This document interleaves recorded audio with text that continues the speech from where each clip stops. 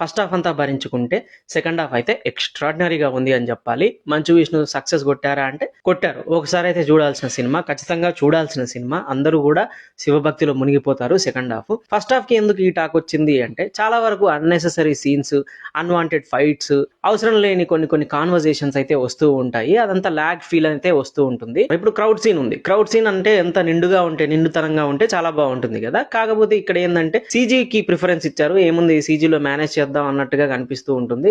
నిజం చెప్పాలంటే బ్యాక్గ్రౌండ్ ఆర్టిస్టులు సీజీ మనుషులని తెలిసిపోతూ ఉంటుంది. క్లోజ్ షాట్ లో కూడా బ్యాక్గ్రౌండ్ ఆర్టిస్టులను అలా పెట్టేసరికి చాలా ఎబెట్ గా అనిపిస్తూ ఉంటుంది. సెకండ్ హాఫ్ లో ఎప్పుడైతే శరత్ కుమార్ గారి క్యారెక్టర్ విష్ణు దగ్గరికి వచ్చి మాట్లాడుతున్న సీన్ నుంచి, అక్షయ్ కుమార్ రుద్ర అని పిలవడంతో ప్రభాస్ ఎంట్రీ అవ్వడం నుంచి సినిమా నెక్స్ట్ లెవెల్ తీసుకుంటుంది. ఇంకా వెనక్కి తిరిగి చూడాల్సిన అవసరం లేదు.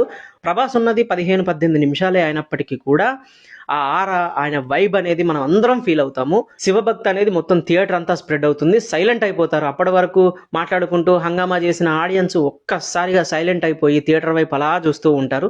ఖచ్చితంగా చూడాల్సిన సినిమా. సెకండ్ హాఫ్ కోసం మాత్రం ఖచ్చితంగా చూడాలి. మంచు విష్ణు ఆ తిన్నడు క్యారెక్టర్ ఎప్పుడైతే శివతత్వం తెలుసుకుంటుందో అప్పటి నుంచి Manchu Vishnu acting next level ఉంటుంది. 1-2 సీన్లలో లిటరల్లీ మన కళ్ళెమ్మడి నీళ్ళు వచ్చేస్తాయి, గూస్ బంప్స్ వచ్చేస్తాయి కొన్ని సీన్లకి. ఇంకా గతంలో నేను ఒక వీడియో చేశాను, నోటి ద్వారా అభిషేకం చేసే విషయం గురించి నేను ఒక పాయింట్ రైజ్ చేయడం జరిగింది. ఏమని, అసలు చేతులు ఖాళీ ఉన్నప్పుడు నోటి ద్వారా అభిషేకం ఎలా చేస్తాడు అని ఒక చిన్న డౌట్ రైజ్ చేశాను. దాన్ని తప్పు అనలేదు, దాన్ని విమర్శించను లేదు, జస్టిఫికేషన్ ఇచ్చుంటే బాగుండేది అన్న విషయాన్ని నేను మాట్లాడడం జరిగింది. అది వ్యాలిడా కాదా అనేది మీరు సినిమా చూస్తే తెలుస్తుంది. ఎందుకంటే నేను ఏదైతే షాట్ గురించి మాట్లాడానో ఆ షాట్ అనేది తీసేశారు.